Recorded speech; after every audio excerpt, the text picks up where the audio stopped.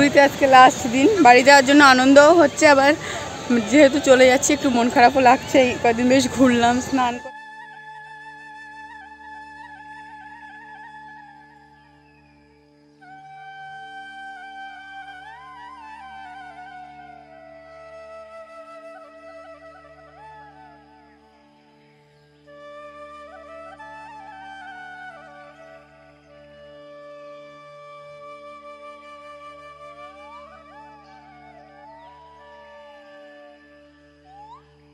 Hello friend, welcome back to my new under blog. নতুন একটা ব্লগে তোমাদের সবাইকে অনেক অনেক স্বাগত, অনেক অনেক ভালোবাসা জানিয়ে আজকে ব্লগটা স্টার্ট করছি।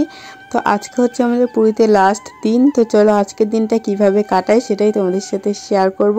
তো দেখো ঘুম থেকে উঠেই চলে এসেছি ছাদে, কারণ কিছু ভেজা জামা কাপড় ছিল সেগুলো মেলতে আসলাম। আর ছাদের ওপর থেকে তোমাদের একটুখানি আমাদের বিচের যে ভিউটা সেটা দেখিয়ে দিচ্ছি। আজকে তো শেষ দিন, তাই ভাবলাম লাস্ট বার যাওয়ার আগে একটুখানি তোমাদের দেখিয়ে দিই।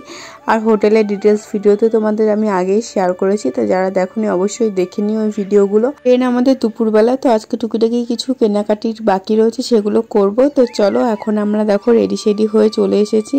তো আমরা চলে এসেছি এখন খাজা নিতে। খাজা এখানে আগে থেকে বলা ছিল কিছু, মানে গোটা খাজা নেব, মানে এই যে আস্ত খাজা যেগুলো প্যাকেট, আর কিছু ভাঙা খাজা নেব।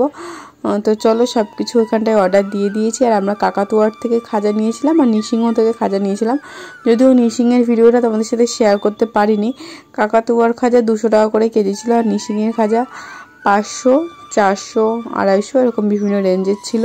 তো আমি 400 টাকার খাজাটা নিয়েছিলাম নিসিংহ থেকে, ঘিয়ে ভাজা খাজা ছোট সাইজটা।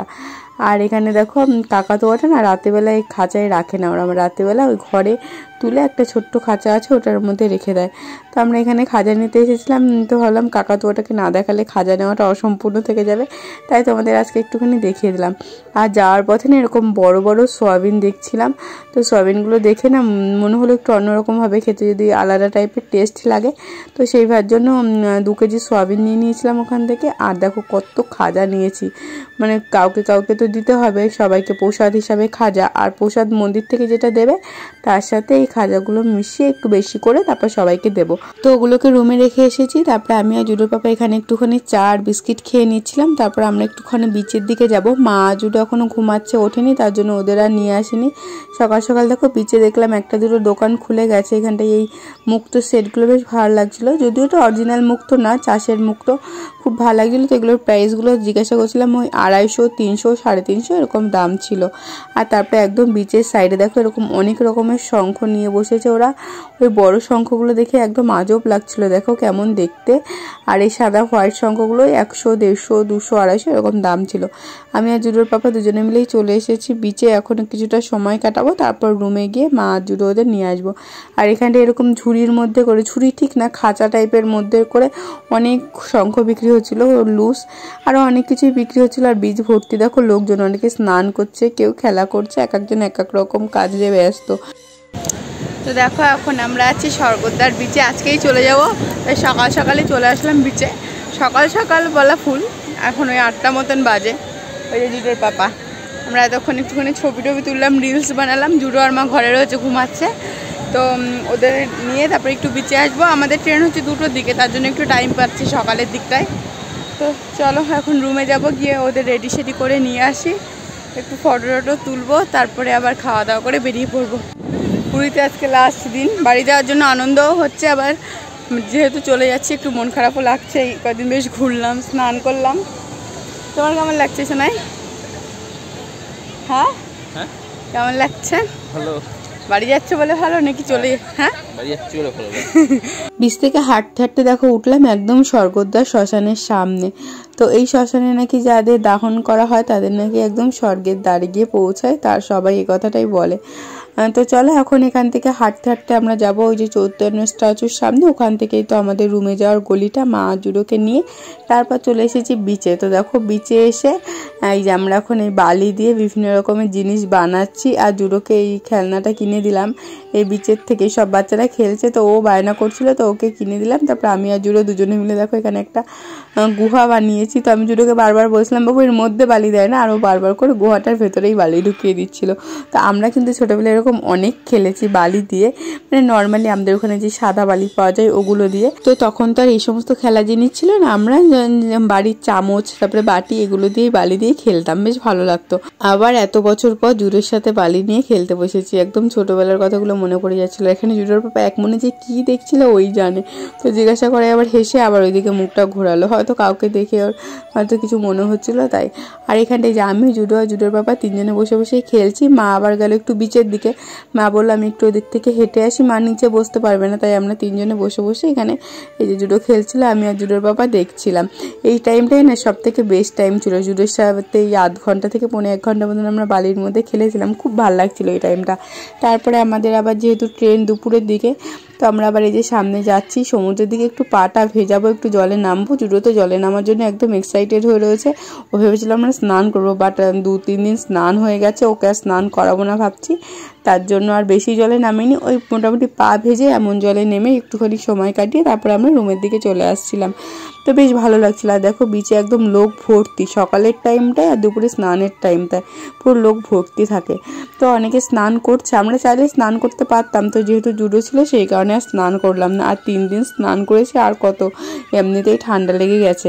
যেহেতু বাড়ি চলে আসবো বিচের সামনে থেকে না ইচ্ছাই করছিল না যে আসি রুমে, তো যতটা টাইম এখানে কাটানো যায়। তো সমুদ্রের ঢেউগুলো আসছিল আর পায়ে এসে লাগছিল, দারুণ লাগছিল কিন্তু। আর এই দেখো কি সুন্দর লাগছে ঢেউগুলো যখন সামনের দিকে আসছে। তো চলো তোমরাও একটু এনজয় করো আমার সাথে।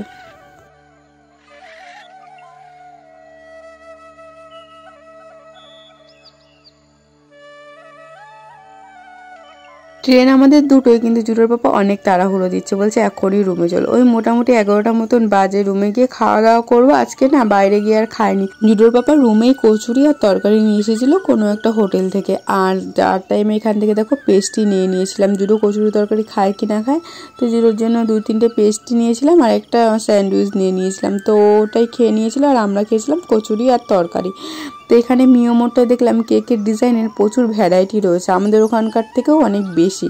তো একই টাইপেরই, বাট তার মধ্যে একটু একটু ডিফারেন্ট ছিল।